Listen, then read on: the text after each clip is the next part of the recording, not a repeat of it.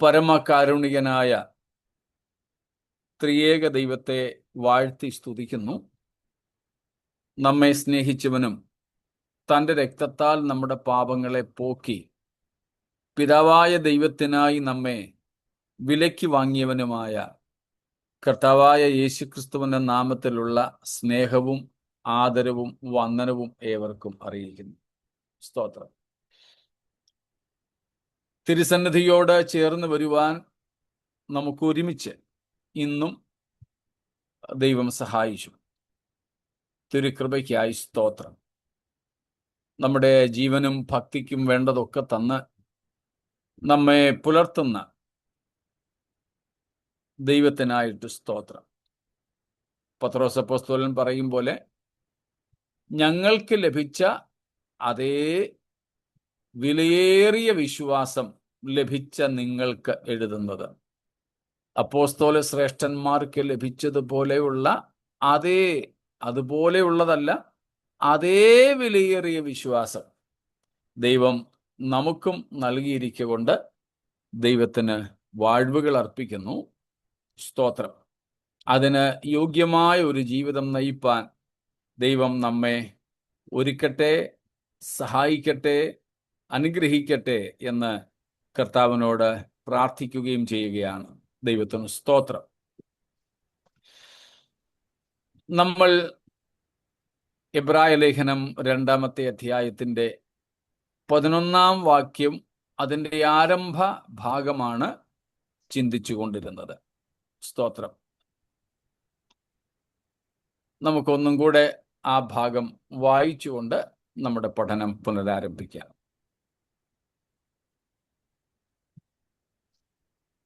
വിശുദ്ധീകരിക്കുന്നവനും വായിക്കുന്നുണ്ട്.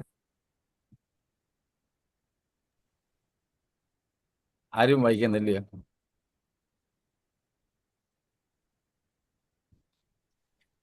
വിശുദ്ധീകരിക്കുന്നവനും വിശുദ്ധീകരിക്കപ്പെടുന്നവർക്കും എല്ലാം ഒരുവനല്ലോ പിതാവ്.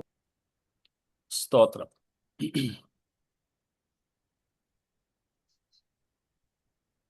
വിശുദ്ധീകരിക്കുന്നവനും, ആക്റ്റീവ് വോയിസ്. വിശുദ്ധീകരിക്കപ്പെടുന്നവർക്കും, പാസീവ് വോയിസ്. ഒരുവനല്ലോ, അല്ലെങ്കിൽ എല്ലാവർക്കും, അല്ലെങ്കിൽ രണ്ടു പേർക്കും ഒരുവനല്ലോ പിതാവ്. സ്തോത്രം.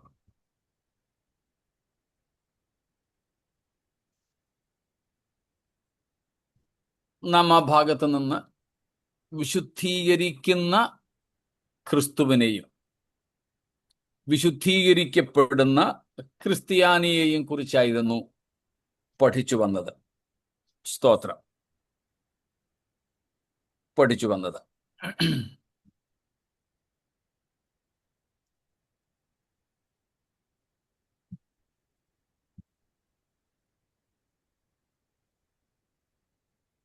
കർത്താവ് വിശുദ്ധീകരിക്കുന്നവൻ, വിശുദ്ധന്മാർ വിശുദ്ധീകരിക്കപ്പെടുന്നവർ. അതുകൊണ്ടാണ് സാങ്ക്ടിഫിക്കേഷൻ ഓഫ് ദ സാങ്ക്ടിഫൈഡ്, വിശുദ്ധീകരിക്കപ്പെട്ടവരുടെ വിശുദ്ധീകരണമെന്ന് നമ്മളതിന് നാമകരണം ചെയ്യുന്നത്. സ്തോത്രം. വിശുദ്ധീകരിക്കപ്പെട്ടവരുടെ വിശുദ്ധീകരണം, വിശുദ്ധന്മാരുടെ വിശുദ്ധീകരണം. നമ്മൾ കണ്ടു, പാപികളായവർക്ക് നീതീകരണമാണ് വേണ്ടത്. നീതീകരിക്കപ്പെട്ടവർക്ക് വിശുദ്ധീകരണവും, വിശുദ്ധീകരിക്കപ്പെടുന്നവർക്ക് തേജസ്കരണവും. വിശുദ്ധിയുടെ തന്നെ 3 അളവുകളിലാണ് നമ്മളതിനെ കണ്ടത്. Positional holiness, progressive practical holiness, ultimate holiness. സ്തോത്രം. നമ്മൾ കൂടാതെ കാണുകയുണ്ടായി, ഇത് മൂലഭാഷയിലും കൊടുത്തിരിക്കുന്നത് ഒരു കണ്ടിന്യൂസ് പ്രോസസ്സായിട്ട്. യേശുക്രിസ്തു നമ്മളെ തുടർമാനമായി വിശുദ്ധീകരിക്കുന്നവൻ ഒരിക്കലായിട്ട് ഉള്ള ശരീരയാഗത്താൽ നമ്മെ വിശുദ്ധീകരിച്ചു. തുടർന്നും നമ്മുടെ പ്രതിദിന ജീവിതത്തിൽ കർത്താവ് ശുദ്ധീകരിച്ചുകൊണ്ടേയിരിക്കുന്നു. ശുദ്ധീകരണ പ്രക്രിയ ദൈവം നമ്മിൽ നടത്തിക്കൊണ്ടേയിരിക്കുന്നു. ഈ ലോകത്തിൽ നമ്മെ ജീവനോടെ വെച്ചിരിക്കുന്നതിൻ്റെ ഏറ്റവും പ്രധാനപ്പെട്ട ലക്ഷ്യം അതാണ്. നമ്മൾ കുറേ നാളുകൾക്ക് മുമ്പ് ആ ഒരു കാര്യം, നമ്മൾ കൊറോണയൊന്നും വന്നിട്ടും മരിച്ചുപോയില്ല, ഇന്നും ജീവനോടുണ്ട് എന്ന വിഷയത്തിൽ പഠിച്ചതാണ്. ഓർമ്മ കാണും.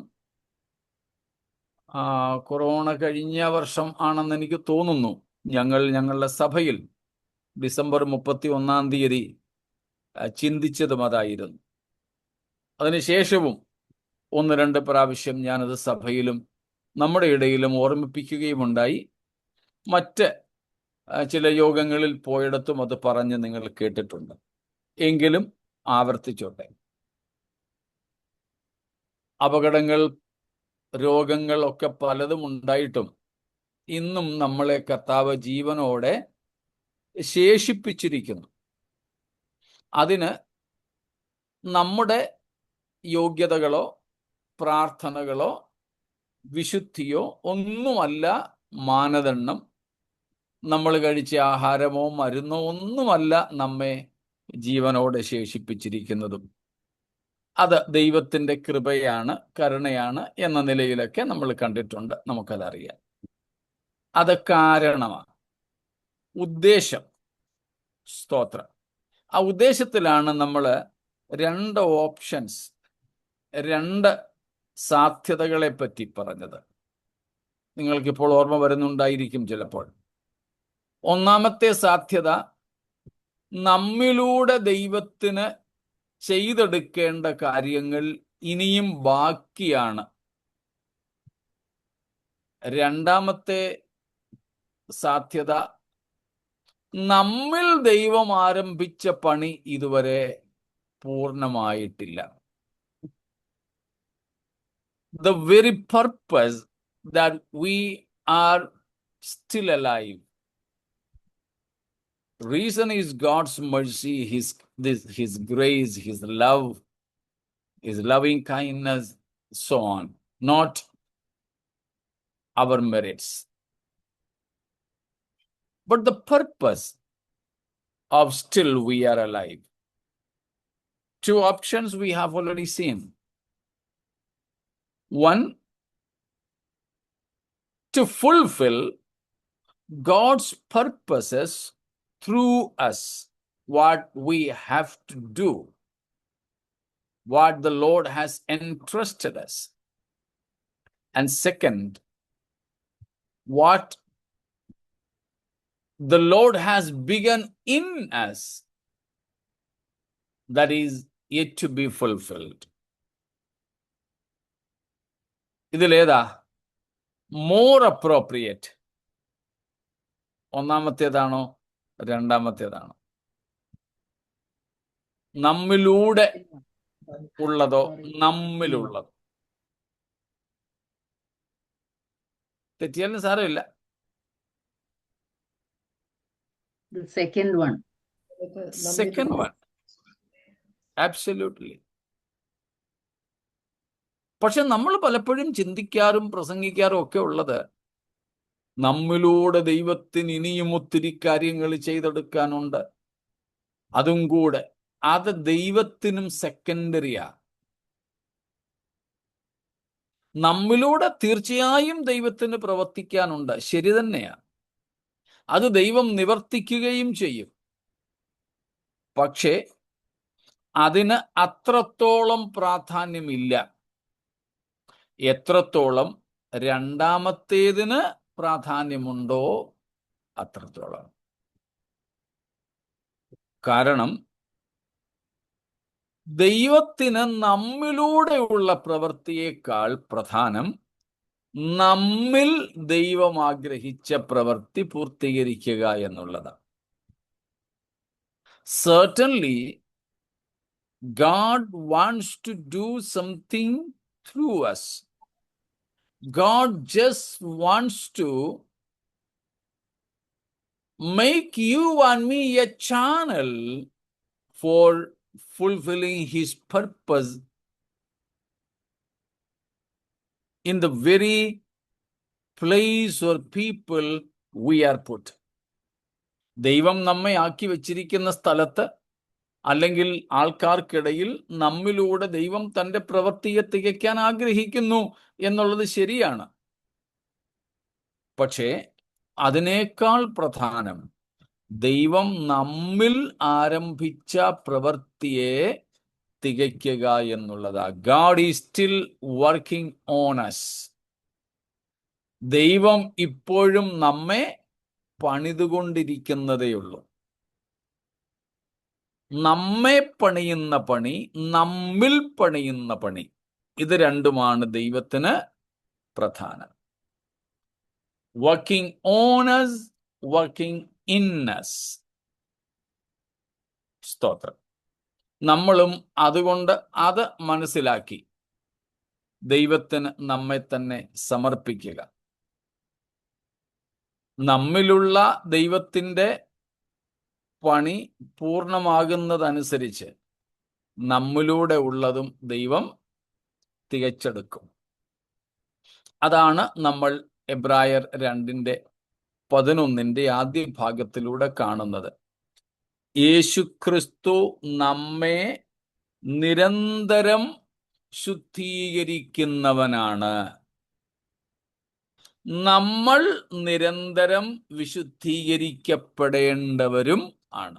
അങ്ങനെ വേണം നാം ആ വാക്യത്തെ മനസ്സിലാക്കുക. As per Hebrews 2:11, first part, we can understand God, Jesus Christ, the Lord Jesus Christ is continually sanctifying us. He is continuously our sanctifier. At the same time, having been positionally sanctified in Christ, we the saints, we the true Christians, we the disciples of Jesus are supposed to be sanctified continually in this life. അതാണ് ആ വാക്യത്തിൻ്റെ അർത്ഥം. സ്തോത്രം.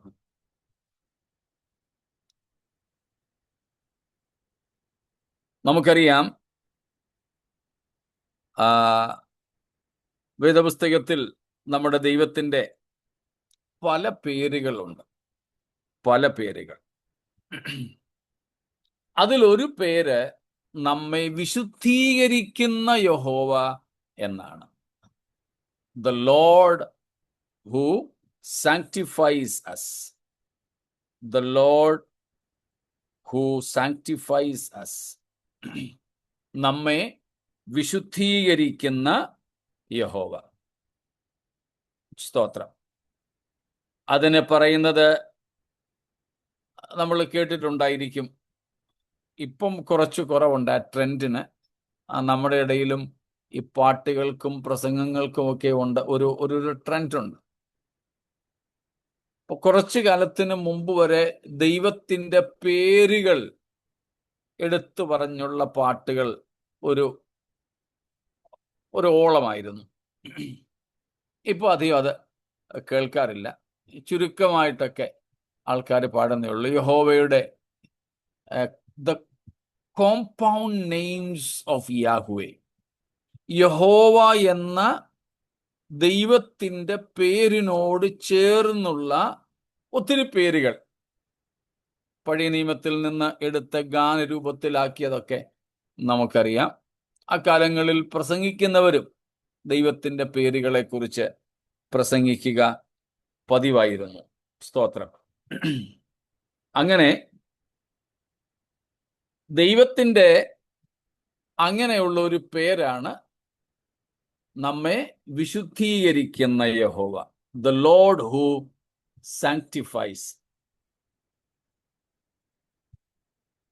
Exodus 31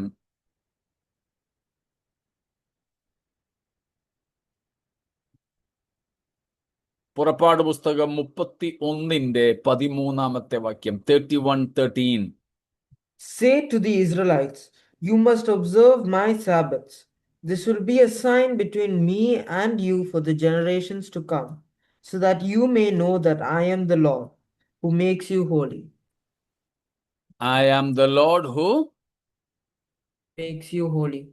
makes you holy. ലേവ്യ 20:8 കൂടെ. Leviticus 20:8. എന്റെ ചട്ടങ്ങൾ പ്രമാണിച്ച് ആചരിപ്പീൻ, ഞാൻ നിങ്ങളെ ശുദ്ധീകരിക്കുന്ന യഹോവയാകുന്നു. ഞാൻ നിങ്ങളെ ശുദ്ധീകരിക്കുന്ന യഹോവ. ഞാൻ നിങ്ങളെ ശുദ്ധീകരിക്കുന്ന യഹോവ. യാഹുവേ മെക്കാദേശ്, അല്ലെങ്കിൽ നമുക്കറിയാം ഉറുദുവിലും ഖുദൂസ്, ഹോലി, കാദോഷ്, വിശുദ്ധി. എബ്രായ പദമാണ് കാദോഷ്. സാങ്ക്ടിഫൈ, സെറ്റ് അപ്പാർട്ട്, ഹോലി എന്നൊക്കെയാണ് അതിൻ്റെ പേര്, കാദോഷിന്റെ അർത്ഥം. അപ്പോൾ മെക്കാദേശ്, മെക്കാദോഷ് എന്നൊക്കെ വിവിധ പേരുകളുണ്ട്. മെക്കാദീഷ് കേം, മെക്കാദേശ്,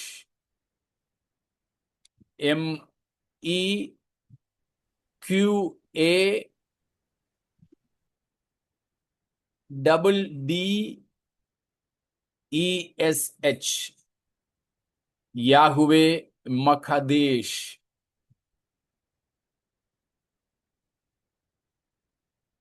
ക്യൂവിന് പകരം കെയും ഉപയോഗിക്കാറുണ്ട്.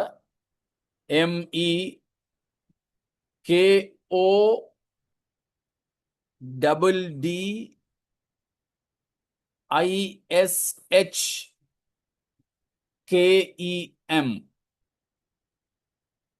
മെക്കോദീഷ് കേം. MEKODDISHKEM. അല്ലെങ്കിൽ മെക്കാദീഷ് കേം, MEKA, KOയ്ക്ക് പകരം KAയും ഉപയോഗിക്കാറുണ്ട്. പൊതുവെ ചുരുക്കെഴുത്തിൽ ഉച്ചരിക്കാൻ എളുപ്പത്തിന് പറയുന്നത് മെക്കാദേശ് എന്നാണ്. യാഹുവേ മഖദേശ്, the lord who sanctifies us, നമ്മെ വിശുദ്ധീകരിക്കുന്ന യഹോവ. സ്തോത്രം. അതിൻ്റെ ഒന്നാമത്തെ അർത്ഥം നമ്മൾ നേരത്തെ പഠിച്ചിട്ടുണ്ട്. നമ്മെ തനിക്കായിട്ട് തന്നെ വേർതിരിച്ചവൻ എന്നാണ് അതിനർത്ഥം. The Lord who set you and me apart for himself. തനിക്കായിട്ട് തന്നെ നമ്മളെ വേർതിരിച്ച ദൈവം. സ്തോത്രം.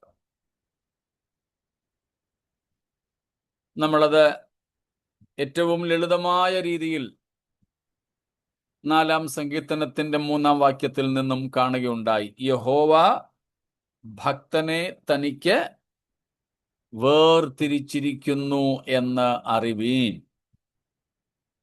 യഹോവ ഭക്തനെ തനിക്ക് വേർതിരിച്ചിരിക്കുന്നു. ലേവ്യ പുസ്തകം 20:26 കൂടെ നോക്കിക്കാട്ടെ. ഇപ്പൊ നമ്മൾ വായിച്ച അതേ അധ്യായം 26-ാം വാക്യം. 20:26. നിങ്ങൾ എനിക്ക് Yeah. നിങ്ങൾ എനിക്ക് വിശുദ്ധന്മാരായിരിക്കണം. യഹോവയായ ഞാൻ വിശുദ്ധനാകൊണ്ട് നിങ്ങളും എനിക്ക് വിശുദ്ധന്മാരായിരിക്കണം. നിങ്ങൾ എനിക്കുള്ളവരായിരിക്കേണ്ടതിന് ഞാൻ നിങ്ങളെ ജാതികളിൽ നിന്ന് വേർതിരിച്ചിരിക്കുന്നു. സ്തോത്രം. കണ്ടോ, ഇതാണ് വിശുദ്ധീകരണം. നിങ്ങൾ എനിക്കുള്ളവരായിരിക്കേണ്ടതിന് ഞാൻ നിങ്ങളെ ജാതികളിൽ നിന്ന് വേർതിരിച്ചിരിക്കുന്നു. വേർതിരിച്ചിരിക്കുന്നു. ആ വേർതിരിക്കുന്ന അവസ്ഥ, അതിനെയാണ് ഇവിടെ നമ്മൾ പുറപ്പാട് 31-ലും ലേവ്യ 20:8-ലുമായിട്ട് കണ്ടത്. ഞാൻ നിങ്ങളെ വിശുദ്ധീകരിക്കുന്ന യഹോവ. ദൈവം നമ്മളെ തനിക്കായിട്ട് വേർതിരിച്ചിരിക്കുന്നു, വിളിച്ചിരിക്കുന്നു. അത് നമ്മൾ നേരത്തെ കണ്ടിട്ടുണ്ട്. അതോടൊപ്പം പാസ്റ്ററൽ പോളൈൻ പ്രേയേഴ്സ്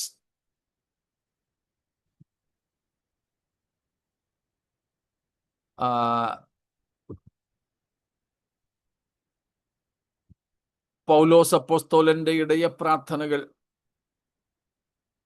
എന്ന വിഷയം പഠിച്ചു വരുന്നുണ്ടല്ലോ. നമ്മുടെ റെക്കോർഡിംഗ് ഗ്രൂപ്പിൽ അതിൻ്റെയും മെസ്സേജസ് ഇടുന്നുണ്ടല്ലോ നമ്മുടെ ഡോക്ടർ സാജു. അതിലും കഴിഞ്ഞ 1-2 ക്ലാസ്സുകളിലായിട്ട് ഇതേ വിഷയം വിശദീകരിച്ചിട്ടുണ്ട്. നിങ്ങൾ അതും കേട്ടുവെങ്കിൽ ഇതേ വിഷയം കുറച്ചുകൂടെ മനസ്സിലാകും. സ്തോത്രം. അത് വെച്ചുകൊണ്ടാണ് കഴിഞ്ഞ ക്ലാസ്സിലും അതിൻ്റെ അങ്ങേ ക്ലാസ്സിലും പൗലോസിന്റെ ഇടയ പ്രാർത്ഥനകൾ എന്ന വിഷയത്തിൽ ഞാൻ പറഞ്ഞത്, എഫേസ്യ ലേഖനം 1-ാം അധ്യായം 17-ാം വാക്യത്തിന്റെ അവസാനവും 18-ാം വാക്യവും കൂടെ ചേർത്ത് വിശുദ്ധന്മാരിൽ അവന്റെ അവകാശത്തിന്റെ മഹിമാധനം ഇന്നതെന്ന് നിങ്ങൾ തിരിച്ചറിയാൻ ഞാൻ പ്രാർത്ഥിക്കുന്നു. പൗലോസ് പ്രാർത്ഥിക്കുകയാണ്, വിശുദ്ധന്മാരിൽ ദൈവത്തിന്റെ അവകാശത്തിന്റെ മഹിമാധനം. പൊതുവെ ആ ഭാഗത്തെ പലരും നമുക്ക് ലഭിപ്പാൻ പോകുന്ന മഹിമാധനത്തെക്കുറിച്ച് പറയുന്നതായിട്ടാണ് പ്രസ്താവിക്കാറുള്ളത്. എന്നാൽ ഞാൻ അതിനോട് യോജിക്കുന്നില്ല. അതിനുള്ള വേറെ ഭാഗങ്ങളുണ്ട്. പക്ഷേ ഇവിടെ വിശുദ്ധന്മാരിൽ ഇൻ ദ സെയിൻസ് എന്ന് പറഞ്ഞിരിക്കുന്നത് കൊണ്ട് 2 അർത്ഥങ്ങളിലാണ് നമ്മൾ അതിനെ എടുക്കുന്നത്. ഒന്ന്, വിശുദ്ധന്മാരിൽ ദൈവത്തിന് എന്തൊക്കെയോ നിക്ഷേപങ്ങളുണ്ട് എന്ന നിലയിൽ തന്നെ. അതിന്റെ വിശദീകരണമാണ് ഈ കഴിഞ്ഞ ക്ലാസ്സിൽ, കഴിഞ്ഞ ആഴ്ചത്തേത്.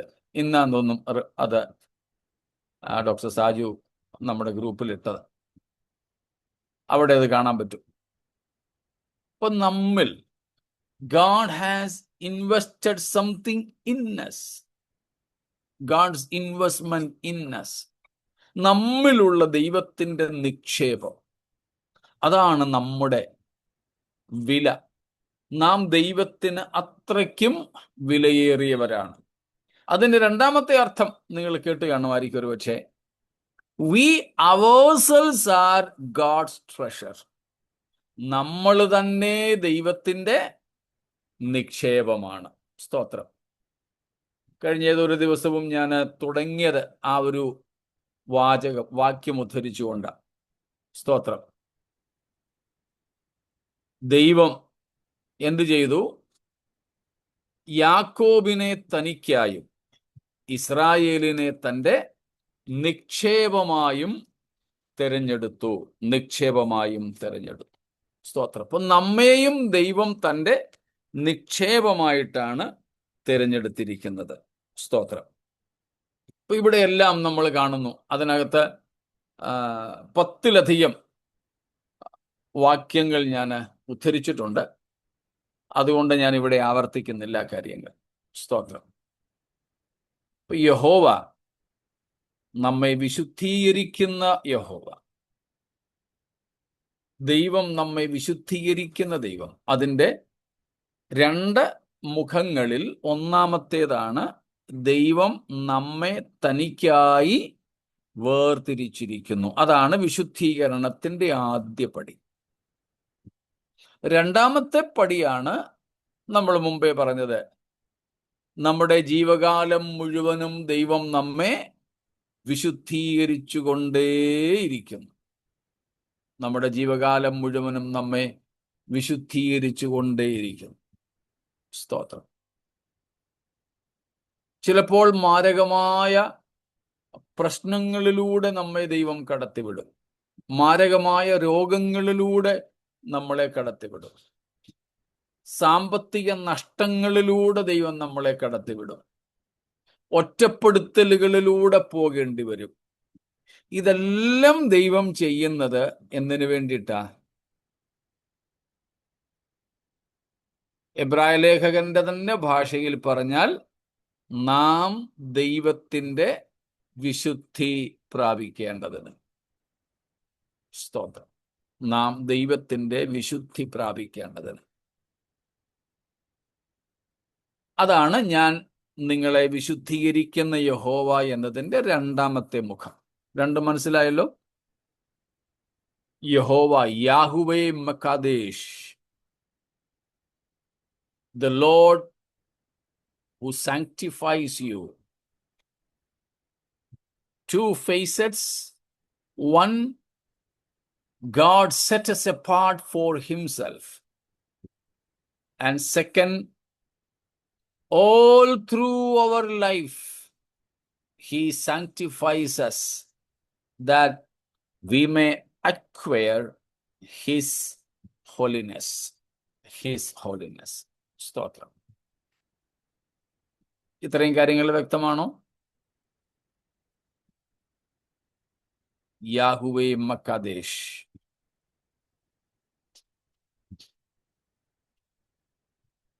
എന്തെങ്കിലും ചോദ്യങ്ങൾ?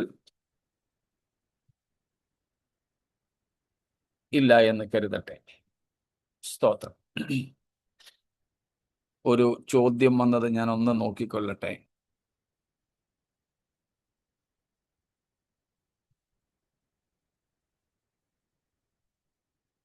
ഒരു ചോദ്യം വന്നത്, is it correct to sing your name is power, your name is healing?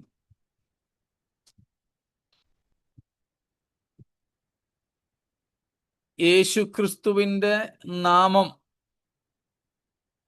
നമ്മുടെ ശക്തി, ക്രിസ്തുവിന്റെ നാമം അല്ലെ ദൈവത്തിന്റെ നാമം നമ്മുടെ സൗഖ്യം എന്നൊക്കെ പാടുന്നത്, പാട്ടുകൾ അങ്ങനെയുള്ളത് ശരിയാണോ? ഗാനങ്ങളിൽ അതിൽ തെറ്റ് നമുക്ക് പറയാനായിട്ട് പറ്റില്ല.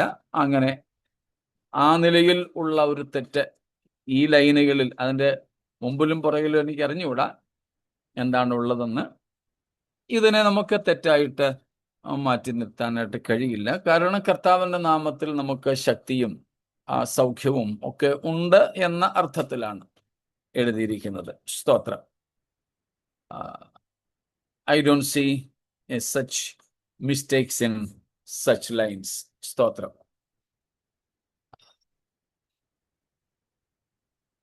ഇപ്പോൾ ദൈവത്തിൽ നമുക്കുള്ള കാര്യങ്ങളെക്കുറിച്ച്, സൗഖ്യമാക്കുന്ന യഹോവ, ചിലതൊക്കെ നമുക്കറിയാമല്ലോ.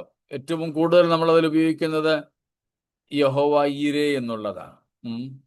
യഹോവ ഈരേ, യഹോവ റാഫ തുടങ്ങിയുള്ള ദൈവത്തിന്റെ പേരുകളൊക്കെ എടുത്തു പറഞ്ഞ് പ്രാർത്ഥിക്കാറുണ്ടല്ലോ. സ്തോത്രം. പ്രാർത്ഥിക്കാറും പാടാറും ഒക്കെ ഉണ്ട്. സ്തോത്രം. ഞാൻ നിന്നെ സൗഖ്യമാക്കുന്ന യഹോവ. ഇസ്രായേൽ മക്കളോടുള്ള ബന്ധത്തിലാണ് കർത്താവ് പറഞ്ഞത്.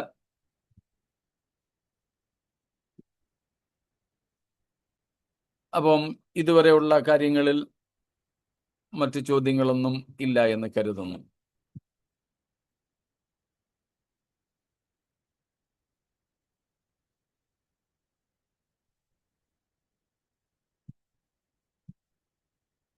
ഇപ്പൊ നമ്മെ ശുദ്ധീകരിക്കുന്ന യഹോവ, യാഹുവേ മക്കാദേശ്. ശുദ്ധീകരിക്കുന്നത് എങ്ങനെയെല്ലാമെന്ന് നമ്മൾ നേരത്തെ കാണുകയുണ്ടായി. സ്തോത്രം. അതുതന്നെയാണ് കർത്താവ് യോഹന്നാൻ 15-ാം അധ്യായത്തിൽ പറഞ്ഞതും, നിങ്ങൾ എന്നെ തിരഞ്ഞെടുത്തു എന്നല്ല, ഞാൻ നിങ്ങളെ തിരഞ്ഞെടുത്തു. 15-ാം അധ്യായത്തിന്റെ 15-16 വാക്യങ്ങൾ, 18-ാമത്തെ വാക്യം, അവിടെയൊക്കെ പറയുന്നുണ്ട്, ഞാൻ നിങ്ങളെ ലോകത്തിൽ നിന്ന് തിരഞ്ഞെടുത്തിരിക്കുന്നത് കൊണ്ട്. സ്തോത്രം. അപ്പോൾ ദൈവത്തിന് വിശുദ്ധരായിരിക്കാൻ ദൈവം നമ്മളെ വേർതിരിച്ചു. സ്തോത്രം. God set us apart that we may remain God's own possession, his own treasure. നാം ദൈവത്തിന്റെ നിക്ഷേപമായിരിക്കേണ്ടതിന്. സ്തോത്രം. ഒരു പുരുഷൻ ഒരു പെൺകുട്ടിയെ വിവാഹം കഴിക്കാനായിട്ട് തിരഞ്ഞെടുക്കുന്നു. ഒരുപക്ഷെ ആ പെൺകുട്ടിയുടെ പശ്ചാത്തലം ശരിയല്ല, വളരെ മ്ലേച്ഛകരമായ ജീവിതം നയിച്ചവളായിരിക്കാം. പക്ഷെ അവൻ പറയുന്നു, അതെനിക്ക് വിഷയമല്ല, the past is past, but now I am setting you apart that you will always remain faithful and loyal to me and me alone. അതിന് നല്ല ഉദാഹരണമാണ് ഹോശേയായുടെ പുസ്തകം. ഹോശേയായോട് ദൈവം പറയുന്ന കാര്യങ്ങളൊക്കെ നമുക്കറിയാം. പ്രവാചകനോട് പറഞ്ഞു വിട്ടിട്ട് ദൈവം അവനെ കൊണ്ട് ഒരു അഭിസാരികയായ സ്ത്രീയെ വിവാഹം കഴിപ്പിക്കുന്നു. വളരെ മോശമായ ജീവിതം നയിച്ച ഒരു സ്ത്രീയെ. ഇത് തന്നെയാണ് ദൈവം നമ്മോട് ചെയ്തത്. ഇസ്രായേലിനോട് ഞാൻ ഇങ്ങനെയാണ് ഇസ്രായേലേ നിന്നോട് ചെയ്തതെന്ന് പറയാൻ വേണ്ടിയിട്ട് ദൈവം കാണിച്ചു കൊടുത്ത ഒരു കാര്യമായിരുന്നു അത്. ദൃശ്യാവിഷ്കരണ പ്രവചനമെന്ന് വേണമെങ്കിൽ അതിനെ വിളിക്കാം. സ്തോത്രം. ആ പ്രവചനം കാണിച്ചു കൊടുത്തു. സ്ട്രീറ്റ് ഡ്രാമാസ് ഒക്കെ ഉണ്ടല്ലോ, നമ്മുടെ സ്കിറ്റ്, നമ്മുടെ അങ്ങനെയൊക്കെ ഉള്ളതുപോലെ അങ്ങോട്ട് കാണിച്ചു കൊടുത്ത് പ്രവചിക്കുക. Hosea was preaching, rather prophesying, but not only orally, but he was showing in his life what he was actually prophesying. ഇസ്രായേലിനോട് പറയുക, ഇതുപോലെ നിങ്ങൾ മ്ലേച്ഛത പ്രവർത്തിച്ച് നടന്നപ്പോഴും നിങ്ങളെ ഞാൻ സ്നേഹിച്ച് എൻ്റെ വകയാക്കി തീർത്തു. അതുകൊണ്ട് നിങ്ങൾ ഇനിയും എൻ്റേത് മാത്രമായിരിക്കണം. യേശു കർത്താവിൻ്റെ അടുക്കൽ വന്ന പാപികളായ വ്യക്തികളോടും കർത്താവ് പറഞ്ഞ രണ്ട് കാര്യമാണ്. Your sins are forgiven. അടുത്തത് സിൻ നോ മോർ. നിന്റെ പാപങ്ങൾ ക്ഷമിക്കപ്പെട്ടിരിക്കുന്നു, മോചിക്കപ്പെട്ടിരിക്കുന്നു. രണ്ടാമത് പറഞ്ഞു, ഇനിയും പാപം ചെയ്യരുത്. ഇതാണ് വിശുദ്ധീകരണത്തിന്റെ വളരെ ലളിതമായ അർത്ഥം. നമ്മൾ കിടന്നിരുന്ന പാപത്തിന്റെ ചേറ്റിൽ നിന്ന് ദൈവം നമ്മളെ പൊക്കിയെടുത്ത് യേശുവിന്റെ രക്തത്താൽ കഴുകി വെടിപ്പാക്കി നിർത്തി, രക്ഷയുടെ പാറയിൽ നിർത്തി. എന്നിട്ട് പറയുകയാണ്, നിന്റെ പാപങ്ങളെല്ലാം ക്ഷമിച്ചു, നിന്നെ നീതിമാനായിട്ട് ഇവിടെ പ്രഖ്യാപിക്കുന്നു. പക്ഷെ ഇനിയും നീ പാപം ചെയ്യരുത്. നീ പാപം ചെയ്യരുതെന്ന് മാത്രമല്ല, നിന്നിൽ കുടികൊള്ളുന്ന പാപങ്ങളിൽ നിന്ന് നിനക്ക് വിമോചനവും കൂടെ വേണം.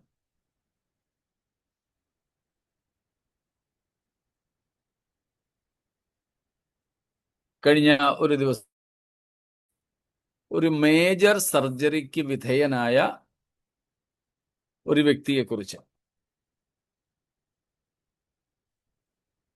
മേജർ സർജറിക്ക് വിധേയനായ ഒരു വ്യക്തി, പ്രായമുണ്ട്, 80ഓളം വയസ്സുണ്ട്.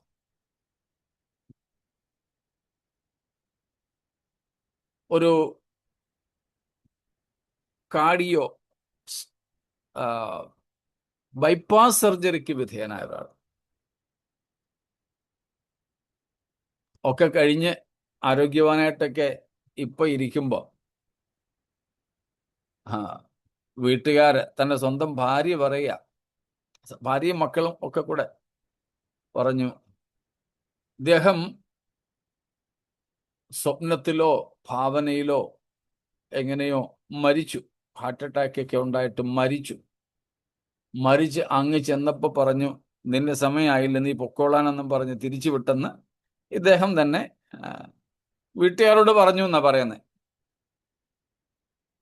അപ്പോൾ അത് വെച്ചുകൊണ്ട് സ്വന്തം കുടുംബാംഗങ്ങൾ പറയായിരുന്നു, അങ്ങ് ചെന്നപ്പം ദൈവം പറഞ്ഞു, നീ വേണ്ടാത്ത ചില സ്വഭാവങ്ങളൊക്കെ ഈ പ്രായത്തിലും വെക്കുന്നുണ്ട്.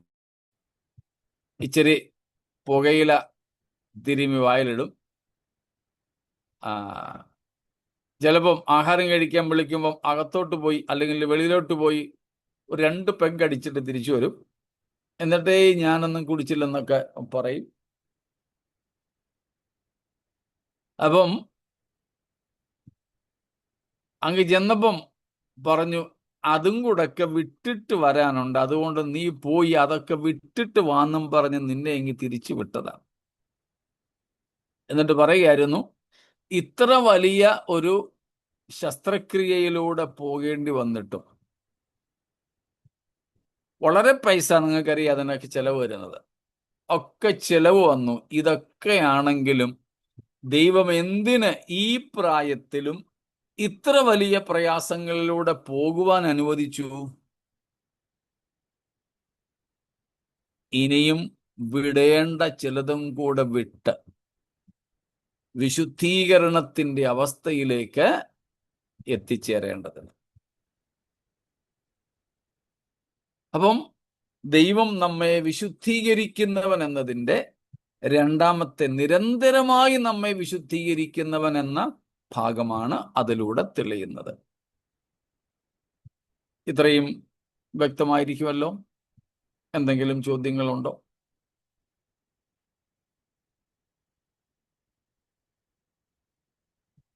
ശരി, എങ്കിൽ നമ്മൾ 11ാം വാക്യത്തിന്റെ ആദ്യ ഭാഗം വിടുകയാണ്. രണ്ടാമത്തെ ഭാഗത്തിലേക്ക് നമുക്ക് വരാം. വായിച്ചാട്ടെ. അത് ഹേതുവായി അവൻ അവരെ സഹോദരന്മാർ എന്ന് വിളിപ്പാൻ ലജ്ജിക്കാതെ. സ്തോത്രം. അത് ഹേതുവായി. ഏത് ഹേതുവായി? ഒരേ പിതാവ്. ക്രിസ്തുവിനും നമുക്കും ഒരേ പിതാവ് എന്നത് ഹേതുവായി. യേശുക്രിസ്തുവിൻ്റെയും നമ്മുടെയും പിതാവാണ് ദൈവം എന്നതിനാൽ. സ്തോത്രം. അവൻ ആരാണ്? അവൻ യേശുക്രിസ്തു. അവൻ, അവരെ.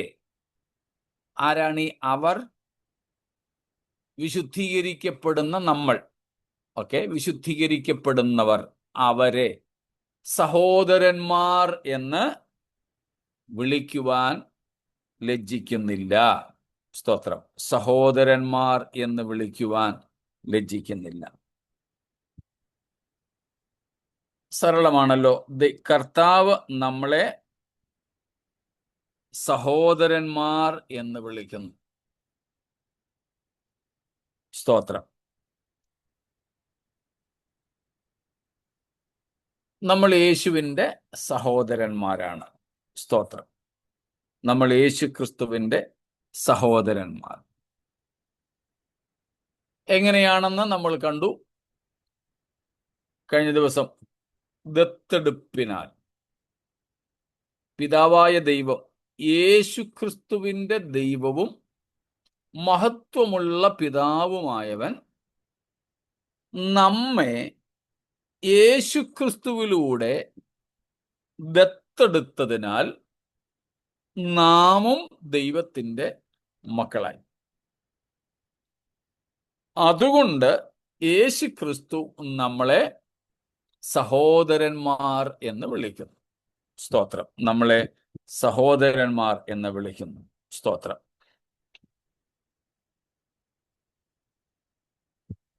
സഹോദരൻ എന്നതിനെ ഒന്ന് പിരിച്ചെഴുതിയാൽ, സ്പ്ലിറ്റ് ചെയ്താൽ സഹ ഉദരൻ എന്നാണ് അർത്ഥം. ഒരേ ഉദരത്തിൽ കിടന്നവൻ, ഒരേ ഉദരം പങ്കുവെച്ചവൻ എന്നൊക്കെയാണ് അർത്ഥം. സ്തോത്രം. ഒരേ ഉദരത്തിൽ കിടന്നവർ, ഒരമ്മയുടെ മക്കൾ, ഒരമ്മയുടെ മക്കൾ. അതാണല്ലോ ഒറ്റ ഉദരം പങ്കുവെച്ചവർ എന്ന് പറയുന്നത്. സ്തോത്രം. അത്രയ്ക്കും അടുത്ത ബന്ധമാണുള്ളത്. അത്രയ്ക്കും അടുത്ത ബന്ധം. സ്തോത്രം. അപ്പോൾ ക്രിസ്തുവുമായി നമ്മുടെ ബന്ധം, സ്തോത്രം. അതുകൊണ്ടല്ലേ എനിക്കൊന്നു as the deer panteth for the waters എന്ന പാട്ടിനകത്താണ് ഒരു ലൈൻ ഉള്ളത്. യു ആർ മൈ ബ്രദർ, അല്ലേ? അങ്ങനെ ലൈൻ ഉണ്ടല്ലോ. ദോ യു ആർ എ കിങ്. എല്ലാ ഇതും എനിക്ക് ഓർമ്മ വരുന്നില്ല. പാട്ടിൻ്റെ വിഷയത്തിൽ എന്നോട് ക്ഷമിക്കണം. പ്രത്യേകിച്ച് മലയാളമല്ലാത്ത പാട്ടുകൾ അല്ലേ? ഓർമ്മ വരുന്നുണ്ടോ ആ ലൈൻ മൊത്തമായിട്ട് ആർക്കെങ്കിലും? You are my friend and you are my brother. Even though you are a king, I love you more than any other, so much more than anything. സ്തോത്രം. You are my friend and my brother, though you are a king. യേശു രാജാവാ, യേശു ദൈവമാ, യേശു ദൈവപുത്രനാണ്, ഒക്കെ ശരിയാ. അപ്പോഴും യേശു നമ്മുടെ സഹോദരനാണ്. പാട്ടിൽ front എന്നും കൂടെ ഉണ്ട്. ശരിയാ. യോഹന്നാൻ 15:14-15 വാക്യങ്ങളിൽ പറയുന്നുണ്ട്, ഞാൻ ഇനിയും നിങ്ങളെ ദാസന്മാരെന്ന് വിളിക്കുന്നില്ല, പിന്നെ നിങ്ങളെ എന്താ വിളിക്കുന്നത്? ഇനിയും സ്നേഹിതന്മാരെന്ന് വിളിക്കുന്നു. You are my friend. അപ്പോൾ യേശു ക്രിസ്തു ദൈവമാണ്, രാജാവാണ്, രാജാധിരാജാവാണ്, കർത്താധികർത്താവാണ്. പക്ഷേ ആ കർത്താവ്, ആ ദൈവം, ആ രാജാവ് നമുക്ക് സ്നേഹിതനും സഹോദരനും കൂടെയാണ്. എത്ര സൗഭാഗ്യകരമാണ്! ശാന്തമായി നമ്മളൊന്ന് ധ്യാനിച്ചാൽ, സ്തോത്രം, യേശു നമ്മുടെ സഹോദരൻ. നമ്മളെ സഹോദരന്മാർ എന്ന് വിളിക്കുവാൻ ലജ്ജിക്കുന്നില്ല. സ്തോത്രം.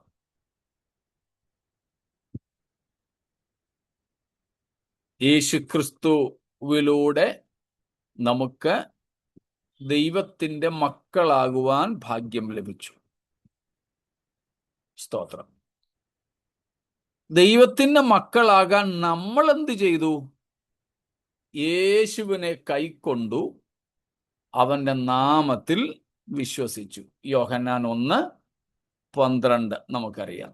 സ്തോത്രം. അവനെ കൈക്കൊണ്ട് അവൻ്റെ നാമത്തിൽ വിശ്വസിക്കുന്ന ഏവർക്കും ദൈവത്തിൻ്റെ മക്കളാകുവാനുള്ള അധികാരം ദൈവം നൽകി. From our part, we have to do two things to become God's children, as per John 1:12. ഒന്ന്, first one, കൈക്കൊള്ളണം. കൈക്കൊള്ളണം. ഇംഗ്ലീഷിൽ എങ്ങനെ കൊടുത്തിരിക്കുന്നത്? Receive him. Receive him and Believe in his name. believe in him.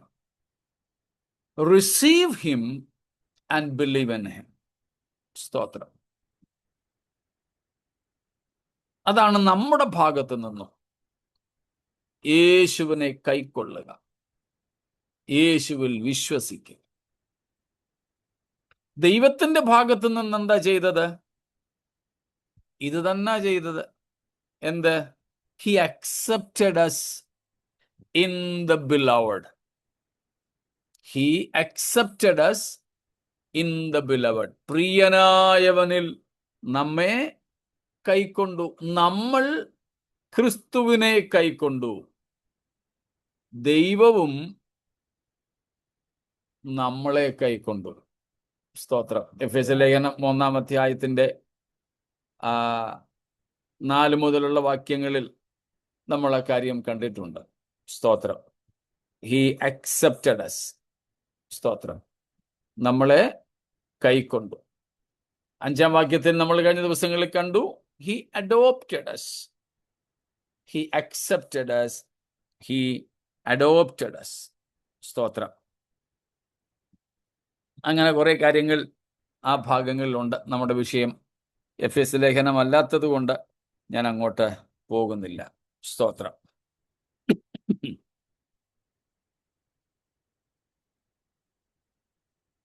അപ്പൊ നമ്മുടെ ഭാഗത്ത് നിന്ന് ക്രിസ്തുവിനെ നമ്മൾ കൈക്കൊള്ളുന്നു, നമ്മളെ തന്നെ ക്രിസ്തുവിന് കൊടുക്കുന്നു. We give ourselves for the Lord and we believe in him. യേശു ആരാണ് എന്നും നമുക്ക് വേണ്ടി യേശു എന്തു ചെയ്തുവെന്നും നമ്മൾ വിശ്വസിച്ച് കർത്താവിനെ ഏറ്റുകൊള്ളുമ്പോൾ മറുഭാഗത്ത് ദൈവവും നമ്മളെ കൈക്കൊള്ളുന്നു. കർത്താവ് നമ്മെ സ്വീകരിക്കുന്നു. സ്തോത്രം. ഈ 2 സ്വീകരണങ്ങളിലൂടെ നമ്മൾ ആരായിത്തീരുന്നു? ദൈവത്തിൻ്റെ മക്കളായിത്തീരുന്നു. അങ്ങനെ നമ്മൾ യേശുക്രിസ്തുവിൻ്റെ സഹോദരന്മാർ ആയിത്തീരുന്നു. ഇതാണ് ആ ഭാഗത്തിന്റെ അർത്ഥം. ബാക്കി നമ്മൾ നേരത്തെ ചിന്തിച്ചിട്ടുള്ളതാണല്ലോ. ഇത്രയും ഭാഗങ്ങളിൽ നിന്ന് എന്തെങ്കിലും ചോദ്യങ്ങൾ?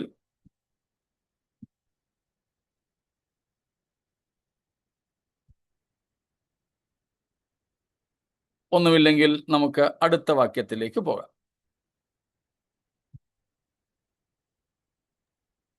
ഞാൻ നിന്റെ നാമത്തെ എന്റെ സഹോദരന്മാരോട് കീർത്തിക്കും, സഭാമധ്യേ ഞാൻ നിന്നെ സ്തുതിക്കും എന്നും ഞാൻ അവനിൽ ആശ്രയിക്കും എന്നും ഇതാ ഞാനും ദൈവം എനിക്ക് തന്ന മക്കളും എന്നും പറയുന്നു.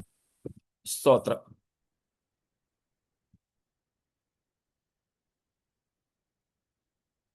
ഇതുവരെ പറഞ്ഞ കാര്യങ്ങളെ പഴയ നിയമ ഭാഗങ്ങളിലൂടെ വ്യക്തമാക്കുകയാണ്, അല്ലെങ്കിൽ തെളിയിക്കുകയാണ് ഇവിടെ അപ്പോസ്തലൻ ചെയ്യുന്നത്. സ്തോത്രം.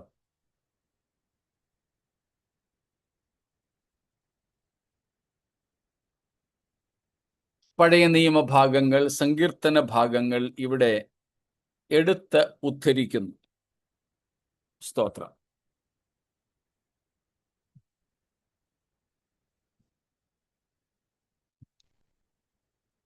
കർത്താവായ യേശുക്രിസ്തു നമ്മുടെ സഹോദരൻ എന്ന നിലയിൽ പഴയ നിയമത്തിൽ തന്നെ അവതരിപ്പിക്കപ്പെട്ടിട്ടുള്ള വസ്തുതകളെ ഇവിടെ എടുത്തു പറയുകയാണ്. നമ്മൾ ഇതിനോടകം തന്നെ പഠിച്ചിട്ടുണ്ട്. ബൈബിളിലെ അല്ലെങ്കിൽ ഒരു വാക്യം അതിന് വേണ്ടി കൂടെ വായിച്ചിട്ട് അത് പറഞ്ഞ് നമുക്ക് നിർത്താം. നമ്മൾ പഠിച്ചു കഴിഞ്ഞ വെളിപ്പാട് പുസ്തകം 19-ാം അധ്യായത്തിന്റെ 10-ാമത്തെ വാക്യമാണ്. Revelation 19 verse 10.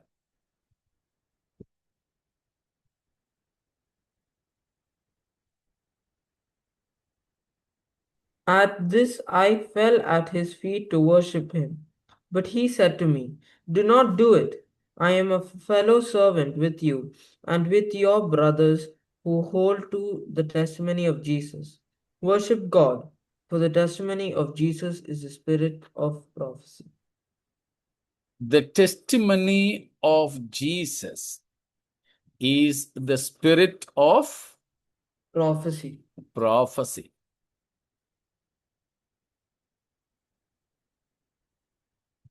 ക്രിസ്തുവിന്റെ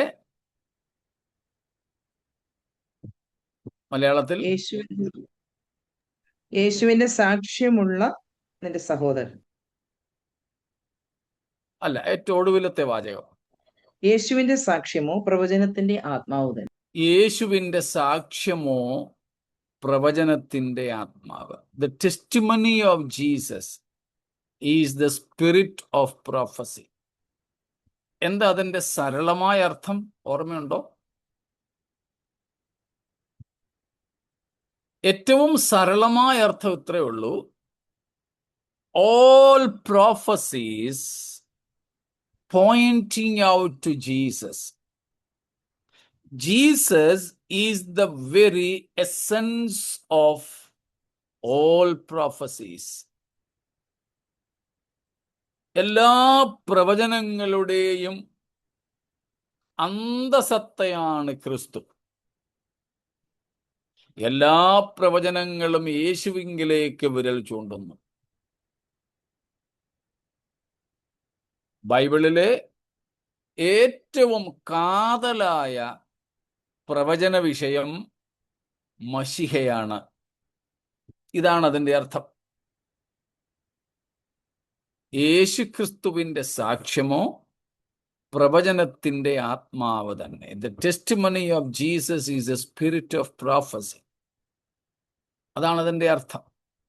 അതിന് നമ്മൾ കണ്ടു, വേദപുസ്തകത്തിലെ ഏറ്റവും ആദ്യത്തേതും ഏറ്റവും പ്രധാനവുമായ പ്രവചനം ആരെക്കുറിച്ചാണെന്ന്, അല്ലെങ്കിൽ എന്താണെന്ന് ഓർമ്മയുണ്ടല്ലോ.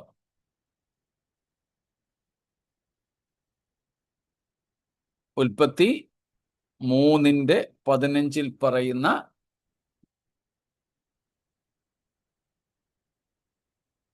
പറഞ്ഞോ. സ്ത്രീയുടെ സന്തതി എന്ന് വെച്ചാൽ മശിഹ. ബൈബിളിലെ ഏറ്റവും പ്രധാനപ്പെട്ട പ്രവചനം മശിഹയാണ്. രണ്ടാമത്തെ പ്രധാനപ്പെട്ട പ്രവചനം Israel. These are the two core and major prophecies in the Bible. There are so many other prophetical themes, but major, core, most important themes of prophecies in the Bible. First one, Messiah, and second one, Israel. സ്തോത്രം. ബൈബിളിലെ ഏറ്റവും പ്രധാനപ്പെട്ട കാതലായ പ്രവചന വിഷയങ്ങളാണ് മശിഹായും ഇസ്രായേലും. സ്തോത്രം. അതുകൊണ്ട് ഈ ചില എന്താണ് പറയുന്നത്, ഞങ്ങൾക്കിവിടെ ഈ ചൂടായതുകൊണ്ട്, ബോംബെയിൽ സാധാരണമല്ലെങ്കിലും ഞങ്ങൾ ഉത്തരേന്ത്യയിലായിരുന്നത് കൊണ്ട്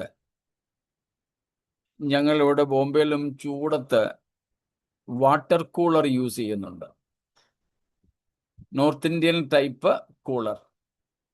ആദ്യം എൻ്റെ ഒരു സ്നേഹിതൻ ദൈവദാസൻ നാഗപ്പൂരിൽ നിന്ന് അയച്ചു കൊണ്ടു തന്നു. വലിയ ജനലിൽ ഒക്കെ വെക്കുന്ന വലിയ കൂളർ, വെള്ളമൊഴിച്ച് പമ്പൊക്കെ ഇട്ടിങ്ങനെ ഓടിക്കുന്നത്. ഇവിടുത്തെ കാലാവസ്ഥ ഹ്യൂമിഡ് ആയതുകൊണ്ട്, ഈ അന്തരീക്ഷത്തിൽ വെള്ളമുള്ള നനഞ്ഞ കാലാവസ്ഥ ആയതുകൊണ്ട് ഇവിടെ ആ കൂളർ അങ്ങനെ ഉപയോഗപ്രദമല്ല നോർത്ത് ഇന്ത്യയിൽ ഇതുപോലെ. പക്ഷെ ഞങ്ങളത് നോർത്ത് ഇന്ത്യയിൽ നിന്നും വ്യത്യസ്തമായിട്ടൊക്കെ ഉപയോഗിച്ചു. അത് കുറേ വർഷങ്ങൾ ഉപയോഗിച്ചങ്ങ് പോയി. പിന്നെ ഇവിടെ തന്നെ ഇപ്പോൾ ആ ടൈപ്പ് ഉണ്ടാക്കുന്നുണ്ട്. അത് ശ്രദ്ധയിൽപ്പെട്ടു, വാങ്ങിച്ചു, വെച്ചു. അതിപ്പോഴും ഞങ്ങൾ ഓടുന്നുണ്ട്. ചൂടായതുകൊണ്ട് കഴിഞ്ഞ ദിവസം ഞങ്ങളുടെ ഇളയ മോൻ പറഞ്ഞു, പപ്പ ഇങ്ങോട്ടൊന്ന് വന്നേ. എനിക്കൊന്ന് ഇന്നലത്തെ നമ്മുടെ ക്ലാസ് കഴിഞ്ഞതിന് ശേഷം പറഞ്ഞു, പപ്പ ഇങ്ങോട്ടൊന്ന് വന്നൊന്ന് നോക്കിക്കേ ഈ വെള്ളത്തിൽ. ഞാൻ വിചാരിച്ചു ഇത് ഇങ്ങനെ കൂളർ ഓടുന്നത് കൊണ്ട് ഇതിലെ വെള്ളം നല്ലപോലെ തണുത്തിരിക്കും. നോർത്ത് ഇന്ത്യയിലൊക്കെ ഞങ്ങൾക്ക് ഈ ഫ്രിഡ്ജ് ഇല്ലാതിരുന്ന കാലത്ത് ചൂട് സമയത്ത് ഇതിൻ്റെ വാട്ടർ ടാങ്കിനകത്ത് ഞങ്ങൾ കുപ്പിക്കകത്ത് കുടിക്കാനുള്ള വെള്ളം നിറച്ചിടും. അപ്പോൾ ഒരു ചെറിയ തണുപ്പ് കിട്ടുമായിരുന്നു. അങ്ങനെ തണുത്തത് കൊണ്ടായിരിക്കുമെന്ന് വിചാരിച്ച. ഞാൻ വിചാരിച്ചെന്ന് നോക്കിയപ്പോൾ പറഞ്ഞു, ഇല്ല പപ്പയും തൊട്ട് നോക്കിക്കേ, വെള്ളത്തിനകത്ത് ഷോക്ക് അടിക്കും. അപ്പം എന്തോ കാരണത്താൽ ആ വെള്ളത്തിനകത്ത്, ബോഡി പ്ലാസ്റ്റിക്കിൻ്റെ അതുകൊണ്ട് ബോഡിക്ക് കുഴപ്പമില്ല, പക്ഷെ വെള്ളത്തിൽ തൊട്ടപ്പോൾ ചെറിയ ഷോക്ക്, ചെരുപ്പില്ലാതെ തൊട്ടാൽ. അപ്പോൾ എവിടെ തൊട്ടാലും കറണ്ട് അടിക്കുമെന്ന് പറഞ്ഞതുപോലെ ബൈബിളിൽ എവിടെ തൊട്ടാലും യേശുവിനെ കാണാം, മശിഹായെ കാണാം. എവിടെ കുഴിച്ചാലും വെള്ളമാണെന്ന് പറഞ്ഞതുപോലെ ഗൾഫ് മേഖലകളിൽ പലയിടത്തും കേട്ടിട്ടുണ്ട്, എവിടെ കുഴിച്ചാലും എണ്ണ കിട്ടുമെന്ന്. ചുമ്മാ അതങ്ങ് കുഴിച്ചാൽ മതി എന്ന് പറയുന്നത്. മോട്ടറും ഒന്നും വേണ്ട, വെറുതെ കുഴിച്ച് പൈപ്പ് ഇട്ടാൽ മതി, ഇങ്ങ് വരും. അപ്പൊ അത്രയ്ക്ക് പ്രഷറിലാണെന്ന്.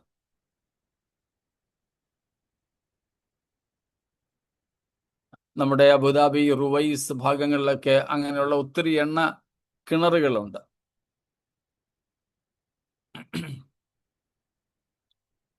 അവിടെ ചെന്നപ്പോഴാണ് അവിടെ പ്രവർത്തിക്കുന്നവരാണ് പറഞ്ഞിട്ടുള്ളത്, ഒരു മോട്ടറും വേണ്ട, തന്നെ ഇങ്ങ് പോരുകയാണെന്ന്, വർഷങ്ങളോളം. അപ്പോൾ ദൈവം മണ്ണിനകത്ത് സൂക്ഷിച്ചു വച്ചിരിക്കുന്ന സമ്പത്തുകളെ കുറിച്ചൊക്കെ നമുക്ക് മനസ്സിലാക്കാൻ സാധിക്കും. പോട്ടെ, ഇപ്പൊ എവിടെ കുഴിച്ചാലും വെള്ളം, എവിടെ കുഴിച്ചാലും എണ്ണ, എവിടെ തൊട്ടാലും ഷോക്ക് അടിക്കുമെന്ന് പറഞ്ഞതുപോലെ വേദപുസ്തകത്തിൽ ഉൽപ്പത്തി മുതൽ എവിടെ കുഴിച്ചു നോക്കിയാലും നമുക്കവിടെ കാണാൻ പറ്റുന്ന കനകക്കട്ടയാണ് നമ്മുടെ കർത്താവായ യേശു. അതുകൊണ്ടാണ് പുതിയ നിയമം മത്തായി 1-ാം അധ്യായം മുതൽ 1-ാം അധ്യായം 1-ാം വാക്യം മുതൽ പുതിയ നിയമ എഴുത്തുകാരെല്ലാം ആവർത്തിച്ചു പറയാൻ ആഗ്രഹിച്ച വിഷയം, യേശുക്രിസ്തു തിരുവെഴുത്തുകളിൻ പ്രകാരമാണ് ജനിച്ചത്, ജീവിച്ചത്, പ്രവർത്തിച്ചത്, മരിച്ചത്, ഉയർത്തത് എല്ലാം. പൗലോസ് അതെടുത്തു പറയുന്നുണ്ട്. അത് നമ്മൾ നമ്മുടെ സ്നാന സമയങ്ങളിലും പറയും. വെള്ളത്തിൽ ഇറക്കി നിർത്തിയിട്ട് ചോദ്യം ചോദിക്കുമ്പോൾ ചോദിക്കുന്ന ചോദ്യമാ, തിരുവെഴുത്തുകളിൻ പ്രകാരം മരിച്ചടക്കപ്പെട്ട് തിരുവെഴുത്തുകളിൻ പ്രകാരം ഉയർത്തെഴുന്നേറ്റ യേശു നീ വിശ്വസിക്കുന്നുവോ എന്നും ചോദിച്ച് 1 കൊരിന്ത്യർ 15-ന്റെ 3-ാമത്തെ വാക്യത്തിൽ നിന്നും. ഞാൻ നേരത്തെ പറഞ്ഞിട്ടുണ്ടല്ലോ, മത്തായിയിൽ തന്നെ ഏതാണ്ട് 130-ൽ പരം പഴയ നിയമ ഭാഗങ്ങൾ യേശുക്രിസ്തുവിൽ നിവർത്തിച്ചതിനെ കുറിച്ച് നേരിട്ടോ അല്ലാതെയോ പറഞ്ഞിട്ടുണ്ട്.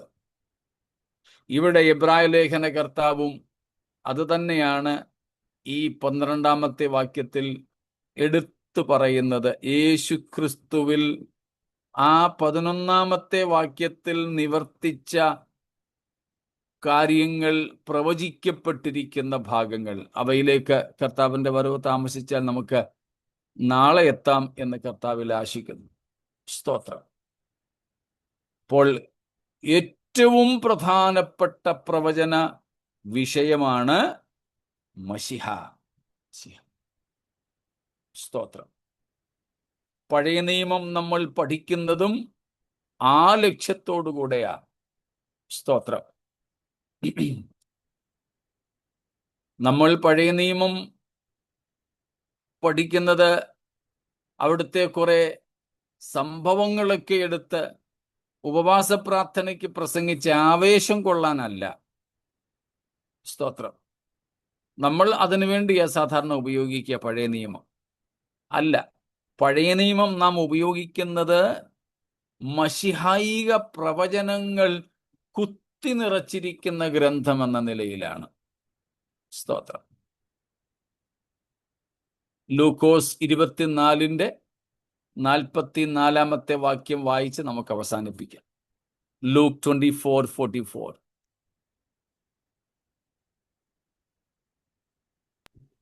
പിന്നെ അവൻ അവരോട്, ഇതാകുന്നു നിങ്ങളോടുകൂടി ഇരിക്കുമ്പോൾ ഞാൻ പറഞ്ഞ വാക്ക്.